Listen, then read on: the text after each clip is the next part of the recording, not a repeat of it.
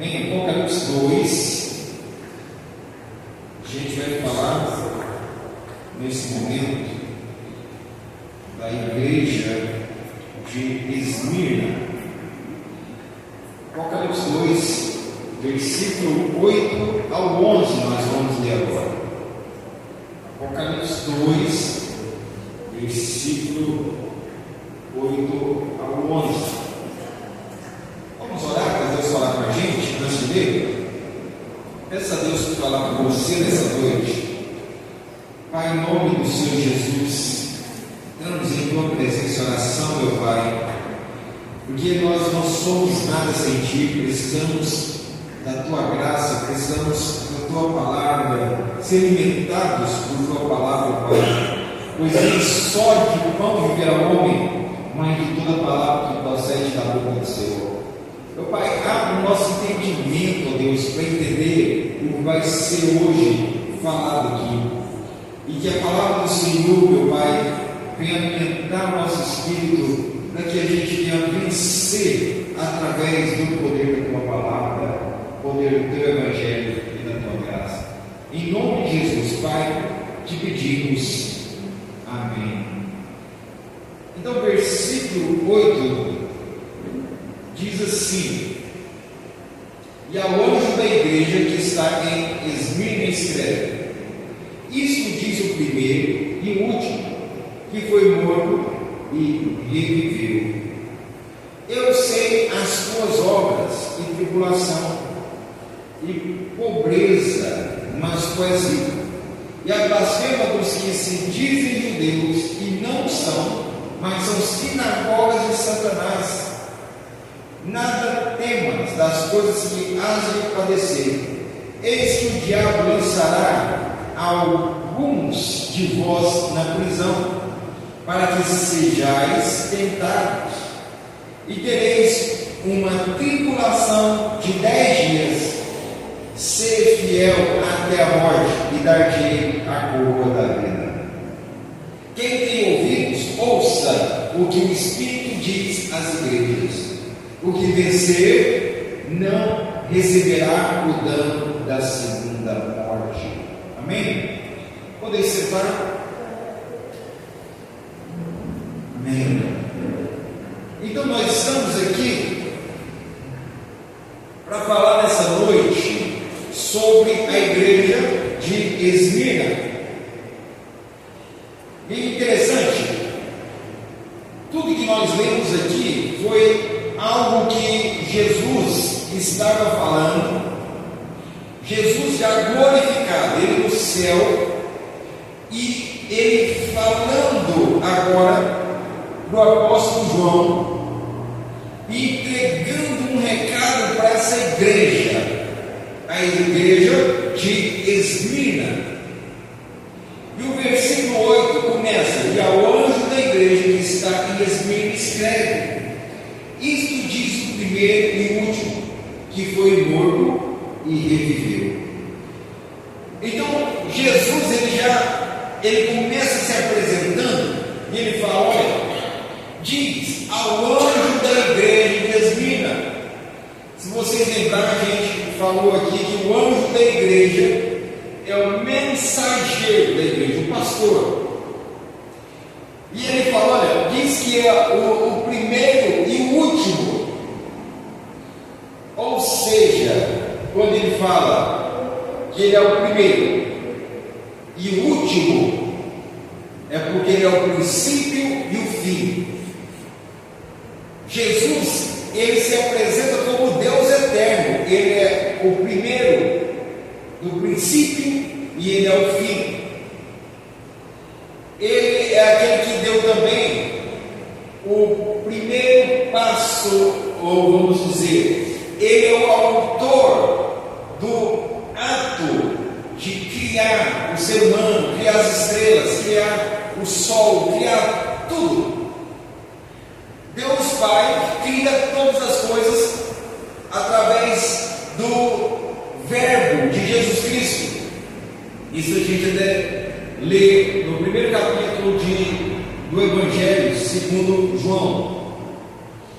Então ele está se apresentando como Deus eterno. criou todas as coisas, e Ele também finda todas as coisas através do seu poder e da sua glória. Então Ele é o primeiro, Ele é o último, Ele é o princípio, Ele é o fim. E Ele diz isso a essa igreja. Então esse Deus que nós estamos aqui falando nessa noite, Ele é um Deus todo-poderoso. E na realidade Jesus não tem início e não tem fim. Já parou para pensar nisso? Nosso Deus, Ele é eterno. Ele é eterno no nosso sentido. Para nós existe passado, para Deus não. Então Ele é eterno para o nosso passado, porque Ele não tem início. Deus não tem princípio e Ele também não tem fim. A expressão de eternidade para Deus está tanto em questão que Ele não tem início nem fim. Então, se Ele não tem início, Ele não é um Deus criado. Esses dias eu falando com um rapaz sobre essa questão, ele falou: mas quem fez Deus? Eu falei: olha, se você faz essa pergunta, é só você fazer outra pergunta: quem foi que criou o Deus que criou Deus? Quem é o pai de Deus? Quem é o avô de Deus? Quem é o bisavô? Quem é o trisavô? Se a gente for puxando para trás, nós vamos ter que uma hora parar e falar assim: não, então há um Deus que Ele sempre existiu, e é o que a Bíblia nos apresenta, que é um Deus que não tem início, Ele não tem princípio, Ele é por toda a eternidade existente. Ele é um ser que por toda a eternidade, no passado, para a gente no passado, e no futuro, sempre Ele é o ser todo-poderoso que criou todas as coisas, e tudo deu início por intermédio dele, através dele, chamado Jesus Cristo. E é o que está falando com essa igreja aqui. Então ele entra com essa credencial de Deus eterno, que é o primeiro e o último. E ele fala que foi morto e reviveu. Ou seja, ele também fala para essa igreja que está passando por tribulação. Uma coisa interessante para a gente entender, irmãos: tem pessoas que têm medo do livro Apocalipse, mas essas igrejas mesmo estão passando por um momento difícil de tribulação. E o livro foi, Jesus entregou à igreja, consolando essa igreja, fortalecendo ela com essa palavra que nós estamos lendo aqui hoje. Então o Apocalipse não foi entregue a João para atemorizar os cristãos, não, foi para consolar, confortar, porque eles estavam passando por tremenda tribulação. E se a gente estudar, não dá tempo em esse estudo de a gente falar aqui e comprovando com as passagens bíblicas, mas se a gente um dia parar para estudar, nós vamos ver que eles acreditavam que estava já participando do Apocalipse. Então essa carta está fazendo com que eles recebam um consolo, um conforto da parte de Deus, para que no momento de tribulação eles entendam que o Deus que foi morto, ou seja, o Deus homem que foi morto, reviveu. Ou seja, Jesus ressuscitou dentre os mortos, e agora ele estava no céu, à direita do Deus Pai, e falando com a igreja. Então Jesus, ele estava na região celestial, essa igreja passando por lutas, tribulações, aflições, e Jesus está falando com ela, e Deus que ressuscitou estava cuidando dessa igreja, estava olhando para ela, estava sabendo das lutas e aflições dela. Então isso, para nós também, meu irmão, minha irmã, para nós, isso é um alento, é um conforto. O seu Deus não está morto, meu irmão, minha irmã. Como esses dias eu escrevi e mandei para algumas pessoas. Às vezes a gente vê algumas pessoas vindo ao culto como se Jesus estivesse morto até hoje. Então parece que a pessoa está vindo para um velório. Ele vai adorar, mas parece que mais ele apresenta a Deus um culto fúnebre, como se Jesus estivesse tão distante, tão longe. Jesus está morto. Mas não, meu irmão, minha irmã, aqui está bem claro, Jesus falando: olha, eu sou aquele que morreu, mas eu ressuscitei, eu estou vivo, olhando para a igreja, eu estou vivo, olhando para vocês. Glória a Deus por isso, irmãos. Deus está vivo para vocês? Ou Deus está distante? No momento das suas lutas, no momento das suas tribulações, no momento dos períodos difíceis, você mesmo assim tem a certeza que Deus está vivo olhando para você? Às vezes o cristão de hoje, até mesmo o cristão de hoje, ser muito raso nas escrituras, pelo cristão de hoje não conhecer às vezes em profundidade o Deus que ele serve, nem as escrituras, o cristão de hoje não entende a soberania de Deus. Então, alguns cristãos, eles parecem que Deus para ele é como se atendesse a alguns pedidos dele, mas acima dele, a vida dele está na mão dele mesmo, e como se ele fizesse a sorte dele acontecer. A vida dele é ele que faz ela acontecer e pronto. Só que esse Deus que nós estamos falando aqui, que morreu e ressuscitou, meu irmão, minha irmã, esse Deus chamado Jesus Cristo, que morreu e ressuscitou, ele está no controle de todas as coisas. Isso nós vemos porque ele está declarando aqui.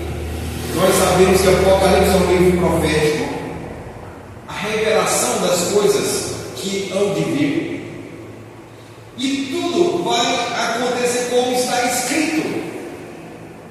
No Antigo Testamento estava escrito que o Messias viria, e como estava escrito, ele veio. Estava escrito no Antigo Testamento que o Messias seria traído, e foi o fato dele ser traído por Judas Iscariotes. Cumpriu o que estava escrito. Também no Antigo Testamento estava escrito que ele seria crucificado, mas que nem o osso dele seria quebrado, e se cumpriu da forma que estava escrito. O que eu quero dizer com isso? Deus, ele, com a sua soberania, organiza tudo para se cumprir de acordo com sua plena vontade. Mesmo com o ser humano tendo suas ações em meio a essa história, em meio à história da humanidade, tem ação humana, mas tudo está no controle para se cumprir a vontade de Deus. Deus, ele dá uma certa liberdade para a ação humana, mas a ação humana não consegue desfazer a ação soberana da vontade de Deus. Então, mesmo na tribulação, eles estão tendo uma palavra aqui, a igreja de Esmirna, de um Deus soberano que estava no controle de todas as coisas, e falando: olha, o Deus que morreu, que ele estava em carne, morreu, e ele ressuscitou. E com certeza, meu irmão, minha irmã, quando até mesmo nós, hoje, a geração de crente, que não conhece tanto a Bíblia, raso nas Escrituras, se nós falamos que Jesus ressuscitou, nós lembramos também que há uma promessa que, como ele ressuscitou, aquele que crê nele também será uma pessoa que vai ressuscitar para a vida eterna. Então, quando essa igreja estava ouvindo isso, essa igreja também estava ouvindo que o mesmo Deus que ressuscitou também ia ressuscitar eles no final dos tempos. Eu sou o princípio e o fim. Sou o princípio e o fim. Eu sou o princípio da criação. Eu fiz todas as coisas. Essa criação manchada pelo pecado vai ter um fim no juízo final. E eu sou esse princípio e eu também sou o fim. Jesus está dizendo isto, meu irmão, minha irmã. E quando a gente vai para o 9, diz assim: eu sei as tuas obras e tribulação, e pobreza, mas coisa, e a blasfêmia dos que se dizem judeus e não são, mas são sinagogas de Satanás. Então Jesus aqui fala para eles: olha, eu sei as tuas obras, eu conheço as suas obras. O Jesus com olhos de chamas de fogo está falando para eles: olha, nada que vocês fazem passa desapercebido, e eu estou vendo as tribulações de vocês. Eu conheço as suas obras, eu sei as suas obras e tribulação. Então ele sabe as obras e tribulação, meu irmão, minha irmã. Essa igreja estava passando por tremenda tribulação. Para a gente entender um pouco mais, esse pessoal estava passando por uma perseguição tremenda. Eles não estavam como a igreja aqui no Brasil, de Goiânia. Esse povo estava como a igreja do Afeganistão, da Coreia do Norte. Um povo perseguido, passando por tribulação. E alguém pode ser que no momento de tribulação ele pense: mas será que Deus não está comigo? Por que eu estou passando por isso tudo? Principalmente a nossa geração que acredita que se você está com Deus, então você tem que passar só por 1000 maravilhas, né? Pessoal de hoje, geração de hoje, acredita que se eu estou com Deus, eu não posso passar por isso, eu não posso passar por aquilo. Eu conversei com uma pessoa uma vez essa semana, ela falava: mas o fulano, ele tanto tempo que está servindo a Deus no ministério, e só agora ele conseguiu comprar a casa dele, só agora tal coisa, e não aconteceu tal coisa. As pessoas acreditam hoje que se ele está na igreja, se ele está com Deus, então tudo tem que deslanchar na vida dele. Ele tem que comprar uma casa maravilhosa, ele tem que comprar um carro maravilhoso. E aí às vezes vai encontrar pessoas como o pessoal da igreja de Esmirna, que está passando por tribulação, perseguição. Como seria, meu irmão, minha irmã, a minha vida e a sua perante um período de tribulação, perseguição?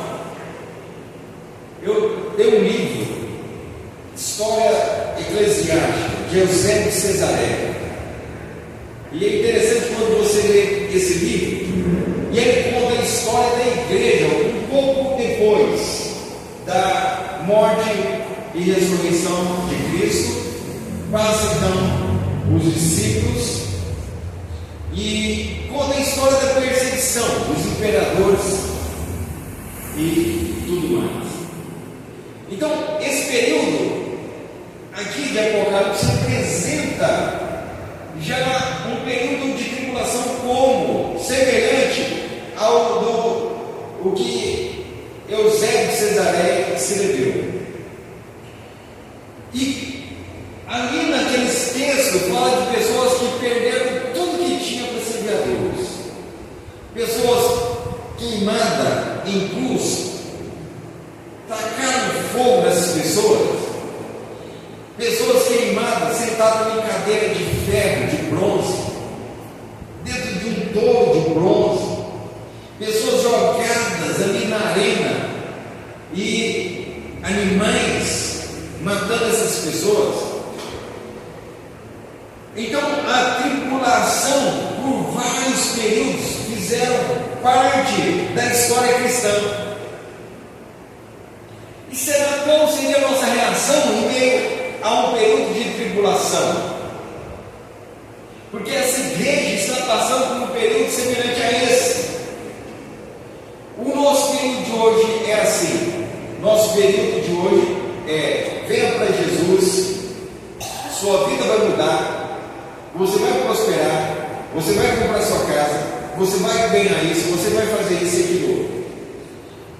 Quando você pega alguns períodos bíblicos, era assim: venha para Jesus, você vai perder sua casa, você vai perder sua fazenda, você vai perder seu trabalho e possivelmente você vai perder sua vida.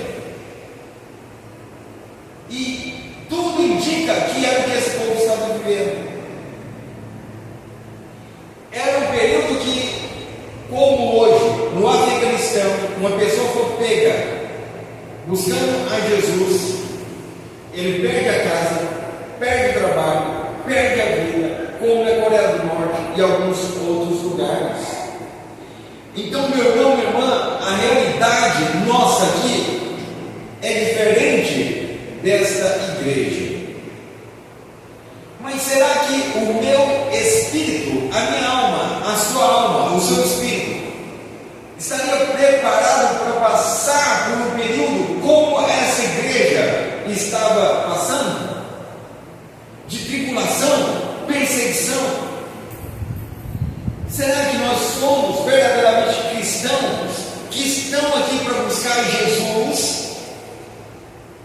Porque nesse período, uma pessoa que queria ser cristão, ele teria que ser cristão por causa de Jesus mesmo, não por causa daquilo que Jesus pode dar. Interessante que na maioria das perseguições, uma coisa é certa: há uma purificação da igreja. Porque entre uma igreja que vai para buscar Jesus, mas eu vou por causa da campanha, eu vou para Deus abrir as portas, eu vou para Deus fazer isso por mim. Uma igreja dessa forma, que é o que nós vivemos hoje, e uma igreja, vá para Jesus, você vai perder sua cabeça, vá para Jesus, você será crucificado. Essa igreja de vá para Jesus, você pode perder sua vida. Somente quem converte de verdade, somente quem tem um encontro com Jesus Cristo de verdade, permanece nessa igreja. Porque uma pessoa que, como esse slogan, veio para Jesus e quase 100% de certeza que você vai morrer por ele, uma pessoa que ouve isso, ele só converte sabendo que sua vida não tem valor sem Jesus Cristo. Ele só congrega como nós estamos congregando, somente sabendo que ele pode ser pego e morrer por amor a Jesus Cristo. Então essa igreja, meu irmão, você não vai ver uma repreensão contra ela. E olha só, semana passada nós estudamos uma igreja que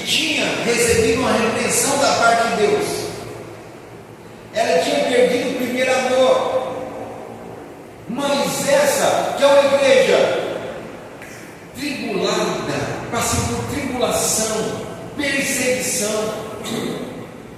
Essa igreja não recebe nenhuma correção de Deus. Essa igreja estava andando certinho com Deus. E é interessante, a igreja que parece que estava tudo bem, uma igreja que parece que estava rica, abastada, estava sendo repreendida porque tinha perdido o primeiro amor. Uma igreja até que guardava a doutrina bíblica, não suportava os maus, não suportava os falsos profetas, mas tinha perdido o primeiro amor. Essa aqui não, meu irmão, minha irmã, é uma igreja tribulada, uma igreja perseguida, uma igreja que estava sofrendo, mas mesmo assim, é uma igreja que está sendo fiel a Deus. E interessante que ainda diz, que além dela estar passando por tribulação, mas Jesus está vendo ela passar pela tribulação. Aí diz, e pobreza, no 9, vamos voltar aí no versículo 9. Eu sei as tuas obras, e tribulação, e pobreza. Então era uma igreja pobre, fraca. Então, meu irmão, minha irmã, hoje nós mesmos escutamos um evangelho sendo pregado da prosperidade, que se você tem Deus, você tem que ter dinheiro, ser rico. Se sua igreja não é luxuosa, se sua igreja não é rica, tem alguma coisa errada com ela. E a igreja que Jesus está aqui orientando, falando que está com ela, e está olhando, sabendo as tribulações, sabendo que ela é fraca, pobre, não tem poder político, não tem poder financeiro, mas aí diz, versículo 9: eu sei as tuas obras, e tribulação e pobreza, mas tu és o quê? Rico. Eu sei as tuas obras, sei sua tribulação, sei tua pobreza, mas tu és rico. Que paradoxo é esse? Tu és pobre, mas tu és rico. Então essa igreja era pobre financeiramente, porque possivelmente estava perdendo o serviço que o patrão pagava um salário, mas ele perdeu para servir a Deus, por amor a Deus. Perdeu casa, perdeu chácaras, fazendas, porque eles queriam servir Jesus. E essa igreja foi se empobrecendo, ou às vezes mesmo antes já era pobre, porque aceitou Jesus num momento de perseguição e era pobre, mas uma igreja pobre que é rica na presença de Deus. Jesus falou: não junteis tesouros aonde? No céu ou na terra?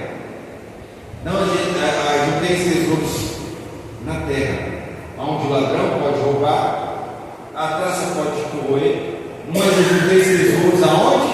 No céu. Então Jesus conhece as obras dessa igreja. Ele mesmo falou: conhece as suas obras. E por causa das obras dessa igreja, essa igreja era uma igreja materialmente pobre, financeiramente pobre, mas espiritualmente rica, meu irmão, minha irmã. Quais são os nossos valores? O que está em primeiro lugar em valor na minha vida e na sua? Será que nós estamos buscando em primeiro lugar o reino dos céus?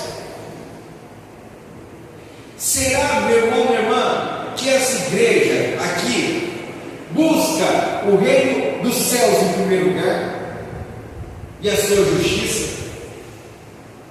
E aonde Jesus falou que as demais coisas nos seriam acrescentadas? Será que nós somos ricos como essa igreja nos céus?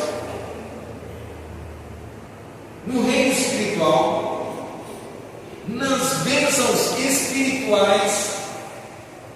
Ou será que o que tem mais valor para mim e para você são as coisas terrenas? E talvez estaremos como a igreja que nós aqui estudamos antes, e vamos estudar depois de uma igreja rica, que mesmo assim Jesus chamava de miserável, pobre, cego e nu, que falava que era abastado, de nada tinha falta. E Jesus falou: olha, compre colinho para os seus olhos, roupa minha para te vestir. Será, meu irmão, minha irmã, como que está a sua eternidade perante Deus, meu irmão, minha irmã? Como que anda a nossa eternidade perante Deus? Será que nós estamos caindo ao mesmo nível dessas igrejas alertadas e chamadas ao arrependimento em Apocalipse, que é chamado de secularismo? Interessante, quando eu converti em 1999, uma coisa que eu mais ouvia nas pregações era assim: o mundo está entrando na igreja. Falava: vigia, irmãos, vigia, crentes, o mundo está entrando na igreja. E eu ouvi muito essa pregação com vários pastores, mas depois eu percebi que mesmo a igreja que eu tanto ouvi sobre o mundo entrando parou de pregar isso. Hoje nós não ouvimos mais essa pregação: o mundo está entrando na igreja, o mundo está entrando. Sabe por que nós não ouvimos mais? Porque na grande maioria o mundo secularizou a igreja, já entrou na igreja, não está entrando mais. O mundo já entrou na igreja. Então, o mundanismo são os princípios que as pessoas colocam em primeiro lugar. E o maior princípio do mundo é dinheiro, dinheiro, dinheiro, dinheiro. E o crente, o cristão, o evangélico está da mesma forma. E porque o mundo é de uma igreja, a igreja hoje é secularizada.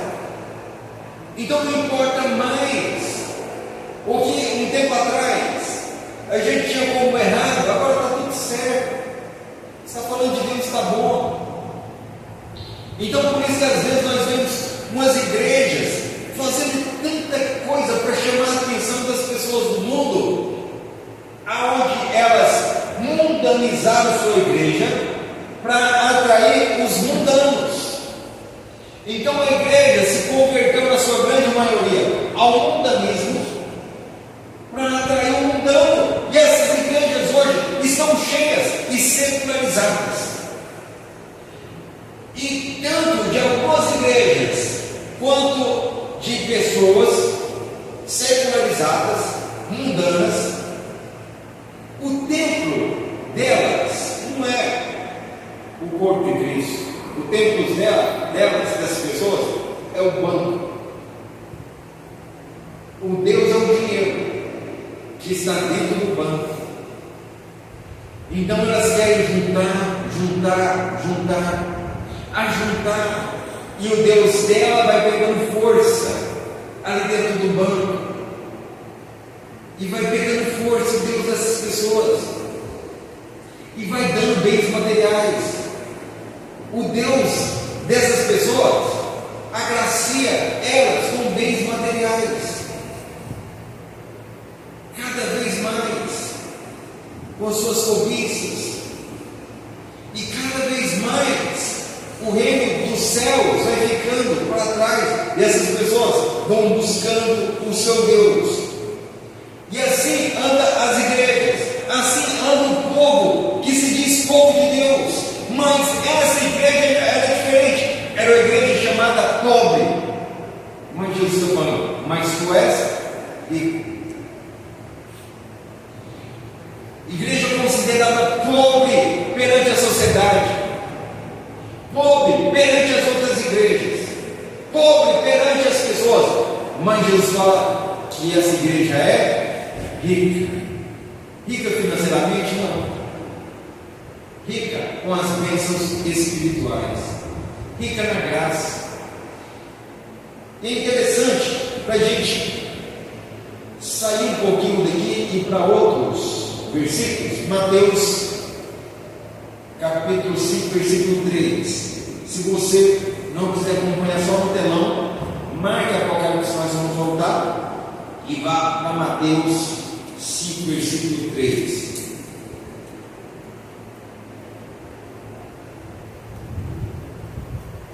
Diz aqui: bem-aventurados os pobres de espírito, porque deles é o reino dos céus. Bem-aventurados os pobres de espírito, porque deles é o reino dos céus.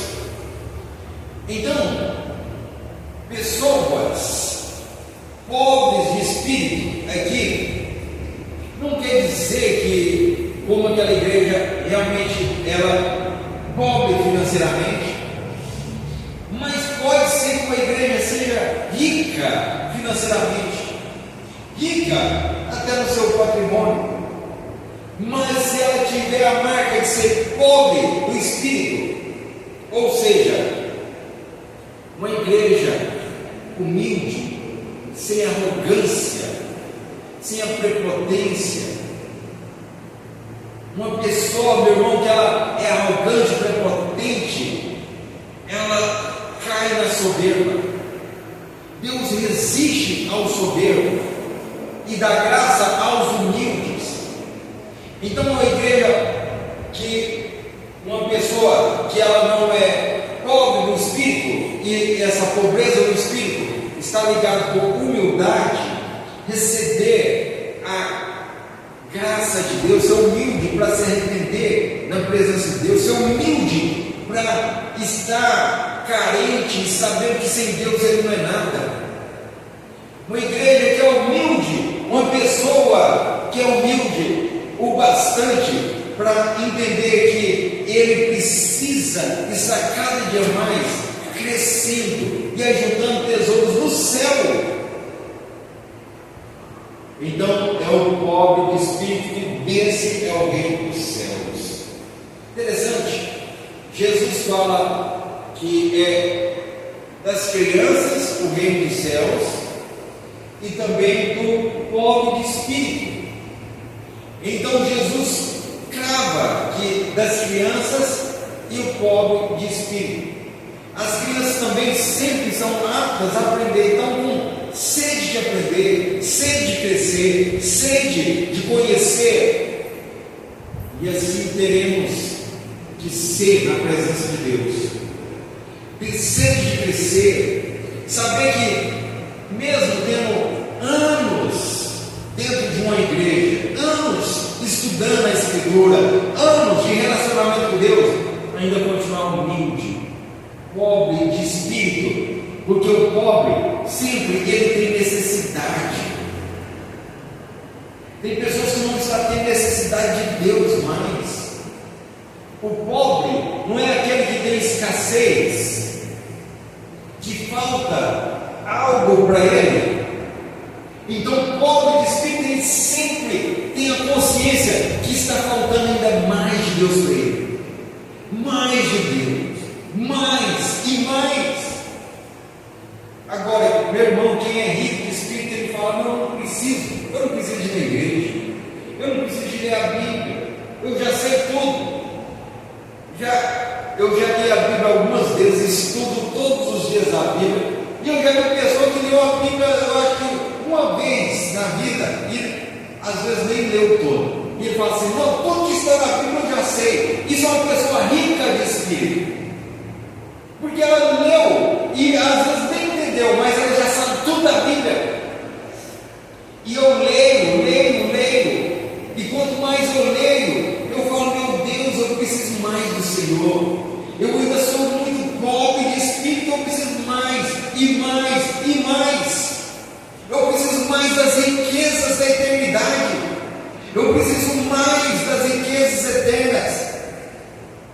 Então, meu irmão, o reino dos céus é para o pobre de espírito. E voltando lá no capítulo 2, em Apocalipse, versículo 9, e diz: e eu sei as tuas obras, e tribulação, e pobreza, mas tu és rico, e a blasfema do que dizem judeus, e não são, mas são sinagoga de Satanás. Ou seja, tinha um pessoal lá que se dizia judeu. Judeu nesse período, ele poderia passar desapercebido pelos romanos, pelos os seus líderes políticos, sem adorar imagens, sem adorar outros ídolos. Então, nessa cidade, tinha uma imagem, possivelmente uma imagem de um imperador, e essa imagem teria que ser adorada, sem falar outros deuses. E tudo indica que alguns judeus, ou pseudo-judeus, estavam entregando os cristãos e falando: olha, aquele pessoal lá, eles não têm adorado as imagens. Então ele está falando que Jesus está falando que sabia, porque a sinagoga era algo dos judeus, e Jesus está falando: olha, eu sei que aí perto de vocês tem a sinagoga aí dos que se dizem judeus, mas não são. É a sinagoga de Satanás. Olha só, então esse povo estava passando, meu irmão, minha irmã, por uma perseguição, pessoas entregando eles, e por isso eles estavam recebendo essa palavra de conforto, Jesus mostrando que estava com eles, como Jesus está com você também. Glória a Deus por isso, meu irmão. Se você é fiel, meu irmão, minha irmã, se você é pobre de espírito, se você tem buscado a Jesus com todo o seu coração, Jesus está com você, independente da situação que você esteja passando, seja prova, seja tribulação, mesmo que haja uma sinagoga, porque às vezes, com o mundo que nós vivemos hoje aqui, esse mundo, não é a sinagoga de judeus, mas, meu irmão, às vezes nós passamos perseguições que são levantes, que nós sabemos que é levante de um complô, como se fosse a sinagoga de Satanás. Mas Jesus está vendo, Jesus está olhando e vendo as suas tribulações, a sua pobreza. Então Jesus está falando: olha, eu sei que vocês estão passando por necessidade financeira, eu sei que às vezes pode estar faltando até alimento na sua casa, eu sei que a sinagoga te entregou para os romanos, e os romanos tomaram o seu trabalho, falou que você não pode trabalhar. Eu sei que os romanos tomaram a sua casa, eu sei que os romanos fizeram muitos de vocês sofrerem. Estou vendo tudo isso. Como seria, meu irmão? Se alguém fosse tomar minha casa, sua casa, como seria? Iríamos negar Jesus ou iríamos continuar firmes com Ele? Versículo 10: nada temas das coisas que hás de padecer. Eis que o diabo lançará alguns de vós na prisão, para que sejais tentados, e tereis uma tribulação de 10 dias. Ser fiel até a morte, e darei a coroa dele. Olha só o que Jesus fala para eles. Jesus já mostra o que vai acontecer. Jesus já mostra, fala para eles: nada temas das coisas que hás de padecer. Eis que o diabo lançará alguns de vós na prisão. Então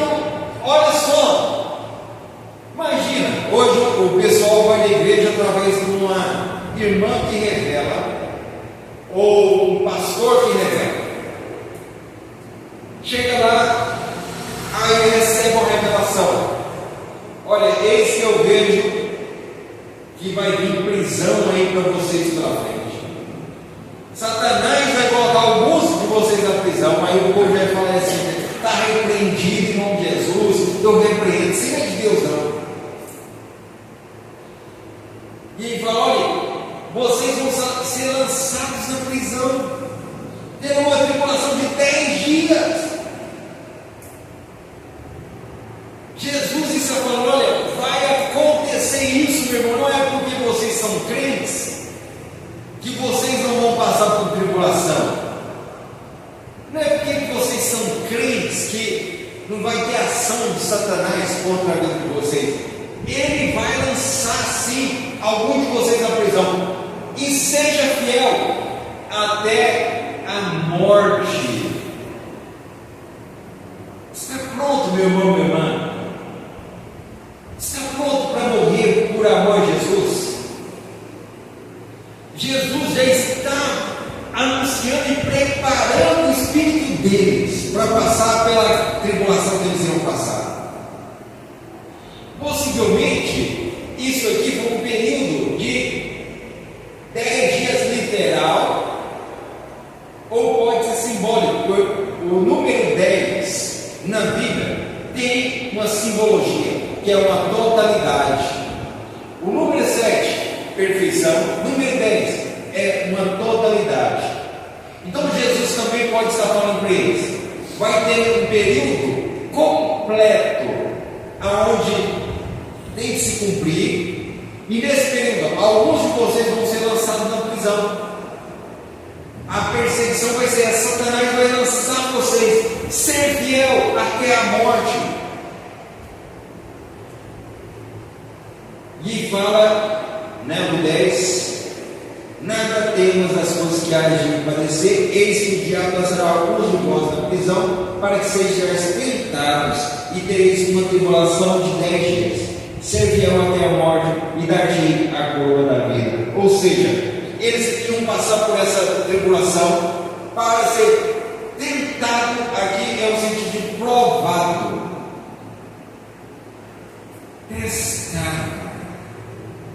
Ser fiel é porque Jesus está esperando que no momento da prova cristã, a prova da luta, Ele espera que a resposta nossa é ser fiel. Você já percebeu, meu irmão, minha irmã, que por várias vezes em Apocalipse, Jesus fala para as igrejas: ser fiel. Em várias passagens de Apocalipse, nós somos chamados, como os cristãos desse período, a ser fiel. Fidelidade em meio à morte, fidelidade em meio à pobreza, fidelidade em meio à perseguição, fidelidade em qualquer período da minha e da sua vida. Ser fiel até a morte, e dar-te a coroa da vida. Ou seja, aí ele fala: olha, eu vou te dar a coroa da vida. Só que o detalhe da coroa da vida, ele está fazendo menção, porque na Grécia eles tinham ali Olimpíadas, e o vencedor de corridas e algo assim, quando ele vencia, ele recebia uma coroa, uma diadema, como o campeão. Então ele está pegando essa figura de linguagem e fala: olha, se você passar por essas provas sendo fiel, você vai ganhar a coroa da vida, e vida eterna. Ser fiel até a morte, porque mesmo se você morrer, a história não acaba. Mas as pessoas de hoje, parece que a história para elas aqui nunca vai acabar, né? Junta dinheiro, junta no banco. O banco é meu templo, o templo do meu Deus, Deus chamado de Mamon,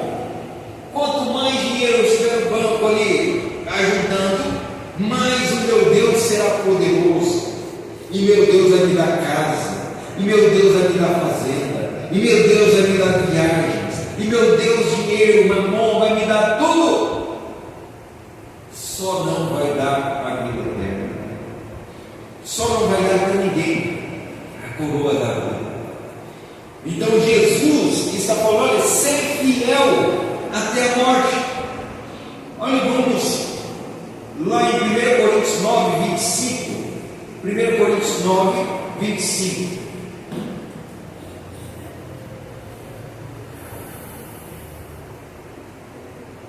Coríntios 9, 25.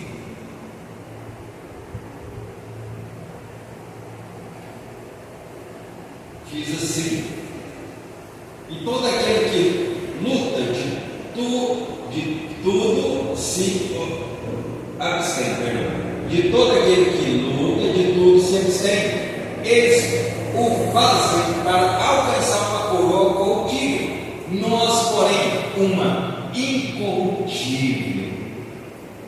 Está vendo? Paulo está falando dessa coroa e falando que as pessoas lutam tanto aí para alcançar uma coroa corruptível, luta para alcançar essa coroa terrena, como hoje a gente tem pessoal do futebol lutando para alcançar, através da sua fama, a coroa da fama, dinheiro, poder.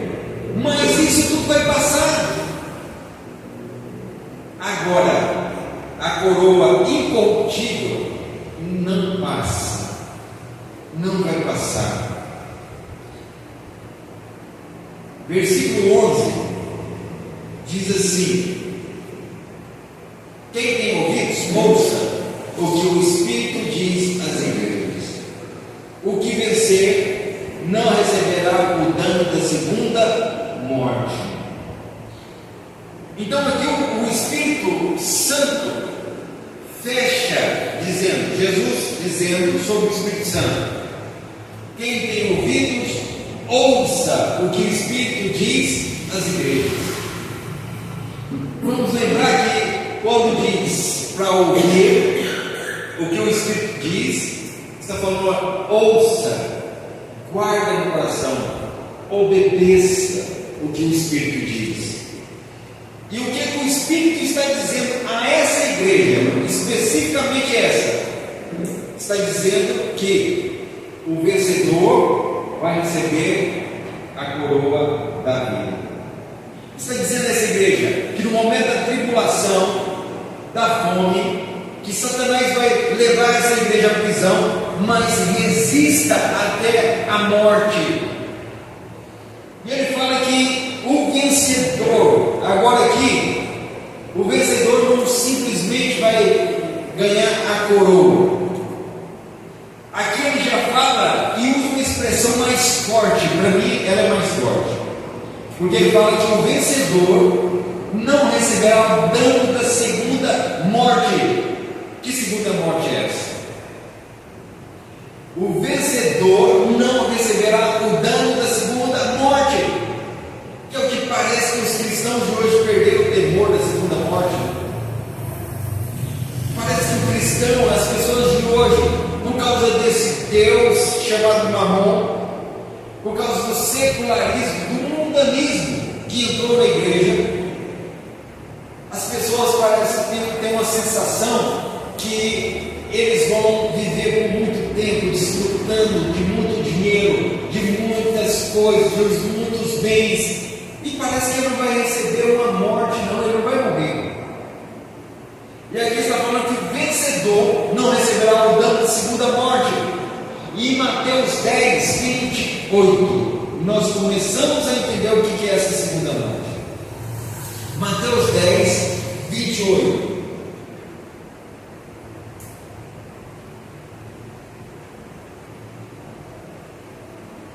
Mateus 10, 28 diz: e não temais os que matam o corpo, e não podem matar a alma. Temei antes aquele que pode fazer perecer no inferno a alma e o corpo. Então aqui nós começamos a entender qual que é a segunda morte.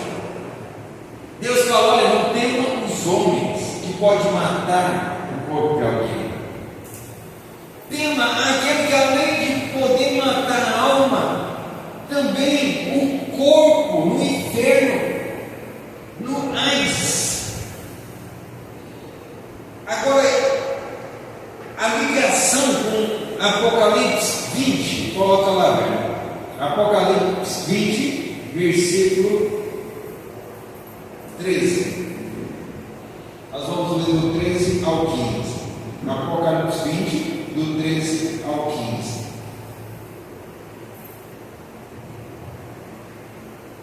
E deu mar os mortos que nele haviam, e a morte e o inferno deram os mortos que neles havia, e foram julgados, cada um segundo as suas obras. E a morte e o inferno foram lançados no lago de fogo.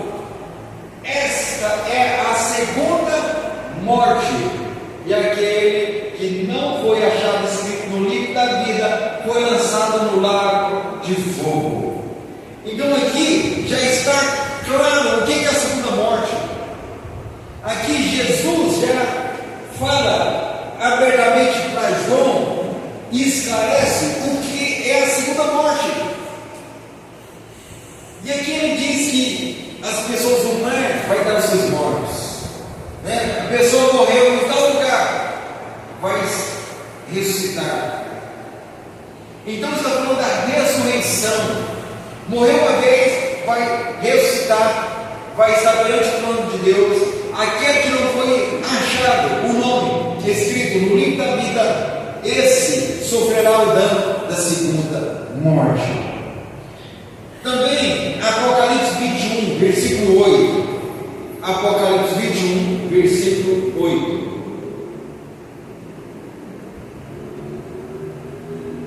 Apocalipse 21, 8.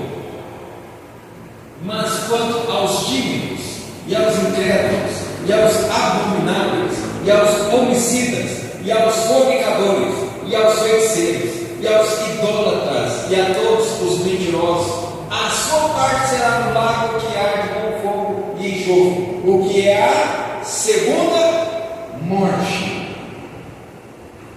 A segunda morte. Então, uma coisa séria. O que Jesus está falando para essa igreja? Está falando: o vencedor não sofrerá o dano da segunda morte. E olha que essa igreja, até então, ela estava irrepreensível aos olhos de Jesus, porque até então ele só estava vendo as tribulações, a pobreza, as lutas. Ele não está vendo nada para repreender. E ele incentiva: seja fiel e seja até a morte. Meu irmão, nós vamos fechar aqui. Como a igreja de Esmirna, nós vivemos em um período que o mundo tenta nos oprimir, para o nosso Deus ser Mamon. Mas seja fiel até a morte. Antes morrer com Cristo e ser achado o nome nosso escrito no livro da vida. Amém? Que Deus nos fortaleça, que nós venhamos crescer cada dia mais na graça do nosso Deus. E como essa igreja estava recebendo ali uma palavra de Jesus, entenda que essa palavra não é só para a igreja de Esmirna, é para a minha vida e para a sua também. Ser fiel até a morte. Mesmo que precise, meu irmão, perder bens materiais, mesmo que precise perder dinheiro, seja fiel a Jesus Cristo. Amém? Vamos orar? Pai, em nome do Senhor Jesus Cristo.